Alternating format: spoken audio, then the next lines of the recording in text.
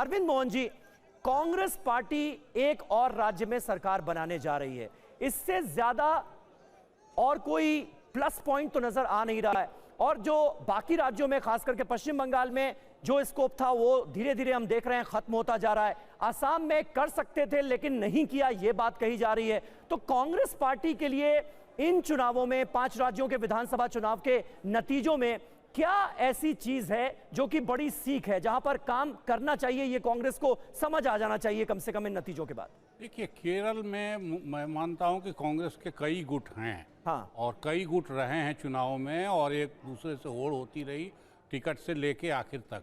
और अभी chief minister चुनने में भी आप देखिएगा वहां आसानी नहीं होगी। ये दिक्कत आप याद करिए तो कर्नाटक में भी हुआ। बिल्कुल। तो इसलिए कांग्रेस ये मान के न चले कि लीडर और सारे फैसले पहले कर लेने से फायदा होता है।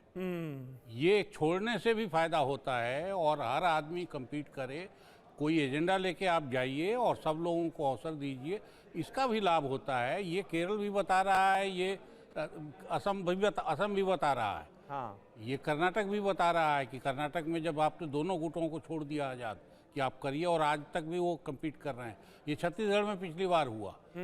तो इस तरह की जब पॉलिटिक्स आप करेंगे और ईमानदारी से फैसले करके फिर अपने मसले सुलझाएंगे तो पार्टी चलेगी। सारा कुछ एक दफे तय करके और चला, और नहीं तो विदेश घूमने चले जाइए, देश में चले जाइए। आप जब देखिए बीच चुनाव से सबसे बड़ा नेता उनका कहाँ गायब हो जाता है। अभी इसी तमिलनाडु में जो इतनी दुर्गति हुई है, इतना बढ़िया अलायंस हो गया, उसमें कितने दिन गए हैं और कहाँ गए हैं, ये सवाल। सर, केरल में हम और भी बात करेंगे, क्योंकि एक ऐसा गढ़ है केरल जिसको बीजेपी भेद पाने में अब तक नाकाम रही है।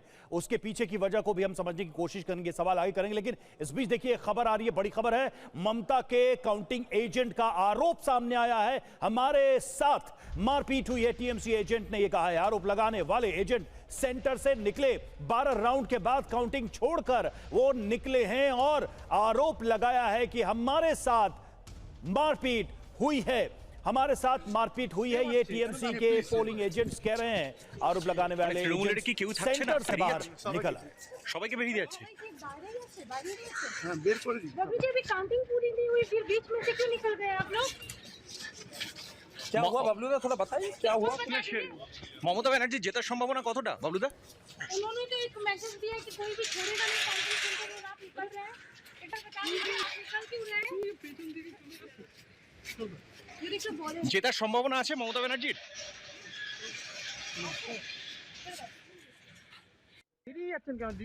भाई ये तो कमाल हो गया, बड़ी अजीबो गरीब सी ये खबर है। ममता बनर्जी जो कि भवानीपुर से चुनाव लड़ रही हैं, शुभेंदु अधिकारी के को टक्कर देती नजर आ रही हैं और तकरीबन 8 से 10 हजार वोटों से वो आगे चल रही हैं। 12 राउंड की काउंटिंग हुई है अभी इस काउंटिंग सेंटर पर भवानीपुर के, और अभी 8 राउंड की काउंटिंग होनी बाकी है। टोटल 20 राउंड होने थे यहां पर, लेकिन 12 राउंड की काउंटिंग के बाद ममता बनर्जी के जो पोलिंग एजेंट हैं वो काउंटिंग सेंटर से बाहर निकल आए हैं।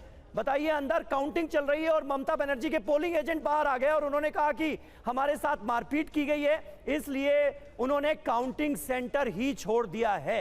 गौतम दा, कैसे देखते हैं आप इस खबर को? ये तो बड़ी हैरान करने वाली खबर। मुझे तो लग रहा है कि शुभेंदु अधिकारी जैसे कहा था कि आखिरी मोमेंट में वो जीत जाएंगे। हाँ। अभी पता नहीं इसका पहला वाला चरण नहीं दिखाई दे रहा है कि नहीं।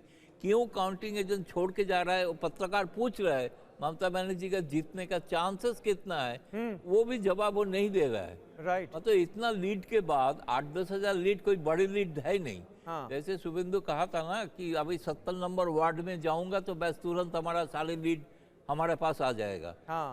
इसके इस समय तो काउंटिंग एजेंट को तो रहना चाहिए, तो पोलिंग नहीं है तो काउंटिंग एजेंट है।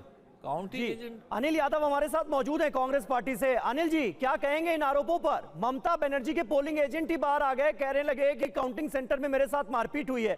बताइए, अभी 8 राउंड की काउंटिंग बाकी है और उनके पोलिंग एजेंट ही वहां नहीं है।